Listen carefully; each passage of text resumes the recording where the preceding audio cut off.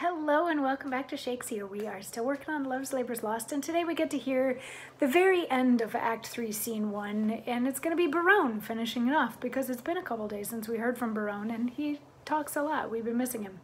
So the beginning of the scene started out with Armado and his page Moth talking about women and how to behave around women, and there's lots and lots of sexual innuendo involved, and it's all because Armado has written this letter to Jacanetta, with whom he is in love, but who was found canoodling with Costard. Armado had Costard arrested, but has now decided that Costard needs to be the one to deliver this letter from Armado to Jacanetta. So he sends Moth to get Costard. Costard comes back and he's like, I'll set you, and Armado's like, I'll set you free if you deliver this letter, and I'll also give you some money. And Costard is like, okay, I can handle that. And there's a lot of sexual innuendo that happens throughout all of this conversation, and wordplay and all that sort of thing. It's a cute, funny scene because it's supposed to be the clowns happening.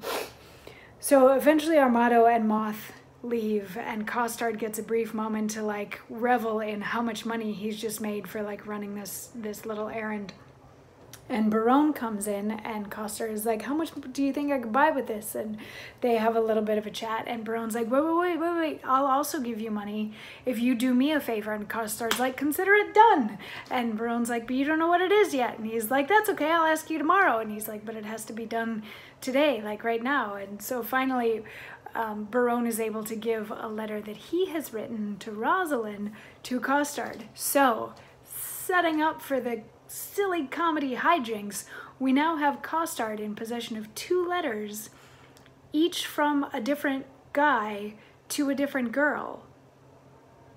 Do you think he's gonna give them to the right person? Anyway, that's for later.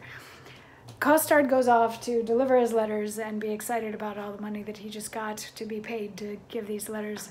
And Berowne gets a moment on stage by himself to finish off Act 3, where he says, oh, and I, forsooth, in love, I, that have been love's whip, a very beetle to a humorous sigh, a critic, nay, a night watch constable, a domineering pedant o'er the boy, than whom no mortal is so magnificent.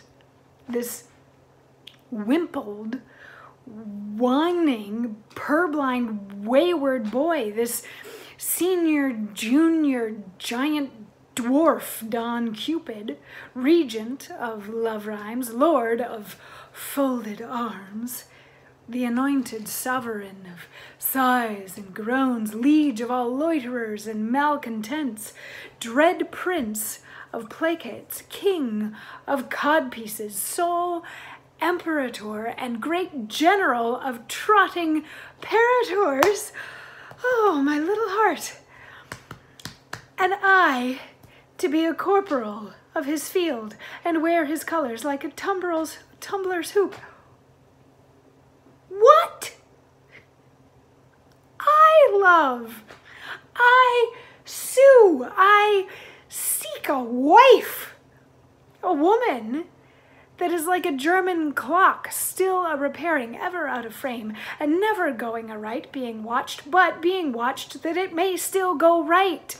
Nay, to be perjured, which is worst of all. And among 3, to love the worst of all.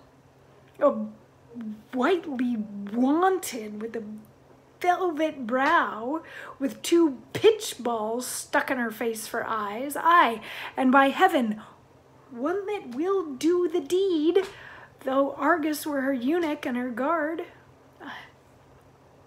And I, to sigh for her, to watch for her, to pray for her, go to.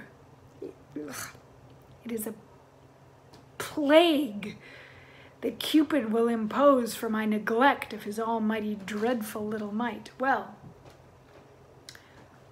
I will love, write, sigh, pray, show, groan.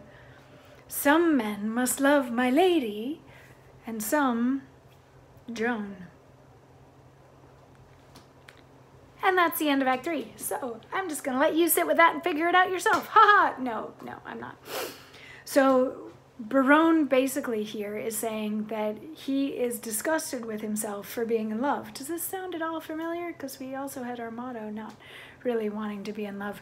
But he's kind of dumbfounded that he, who has always scoffed at love, is now falling in love, and he sort of rails on Cupid and the state of love, but also himself and the fact that now he's one of Cupid's soldiers who's now going to go and try to court this woman and woo her and win her and wed her and all that sort of thing. And then he points out that she's not even that awesome. He finds her unattractive, and some of this speaks to what was considered attractive back then in that time, talking about the pitch balls in her eyes and that she's like super pale, but she's got dark hair and dark eyes. That was not considered to be beautiful back then, which is neither here nor there. That's not how that necessarily works anymore. But he's saying that of the women who are traveling with the Princess of France, Rosalind, with whom he's in love, is the least attractive. So and she's probably a loose woman. He also alludes to that.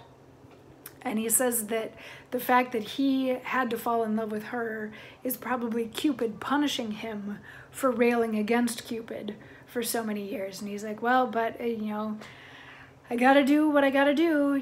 There's some men who are lucky enough to fall in love with Helen of Troy, and there's some women like me who have to love that. So he is resentful of, but has resigned himself to the fact that he is in love and that he is in love with Rosalind. And Costard has his letter that he's going to take, and Costard also has Armado's letter to go to Jaconetta, and nothing could possibly go wrong, right? I'll see you tomorrow when we figure out how exactly all of this is going to go wrong, because it's a comedy. I'll see you tomorrow for more. Mwah.